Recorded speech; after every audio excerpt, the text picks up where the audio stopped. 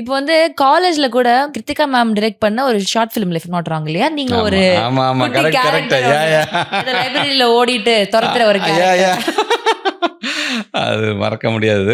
கிருத்திகா அப்போ வந்து விஸ்காம்ல வந்து ஒரு இதெல்லாம் எடுப்பாப்ல. அப்பப்போ ஏதாச்சும் எடுத்து ப்ராஜெக்ட்ஸ் பண்ணுவாங்க. ப்ராஜெக்ட்ஸ் மாதிரி எடுப்பாங்க. அதில் ஒரு சர்ச்சில் அப்புறம் இந்த பீச் சைடில் அங்கே மாதிரி கான்செப்ட் இது மாதிரி. ஸோ அதெல்லாம் மறக்க முடியாது. அப்புறம் கிண்டல் அடிப்பாங்க பயங்கரமா. ஏன் அப்புறம் உதயா வந்து இது எடுத்தாப்ல, சீரியல்லாம் எடுத்தாப்ல, அகல்யான்னு ஒரு சீரியல் நீங்க அந்த சீரியல்ல டைட்டில் சாங்லயே வருவீங்க போன்ல பேசுற மாதிரி. ஒண்ணுமே இல்லை, சேர் இருக்கணும், சேர் ரோல் சேர் அப்படி திரும்பி பார்த்து நான் வந்து ஹலோ வணக்கம் வாங்க அப்படின்னு தான், அவ்வளோதான்.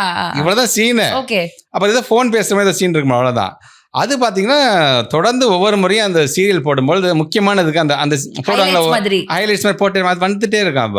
அப்போ சன் டிவியில் போடும்போது கலாநிதி மாதிரி ஏன்னா வரதே ஒரு திசை தான் வரும், அதையே போட்டு இடம் ஃப்ரெண்டுக்கிறதுக்கு அப்படின்னு கிண்டல் அடிப்பாங்க அவங்க. ஸோ அதெல்லாம் ஒரு மறக்க முடியாது அவ்வளோ, அப்படி நீங்கள் சொல்கிற மாதிரி.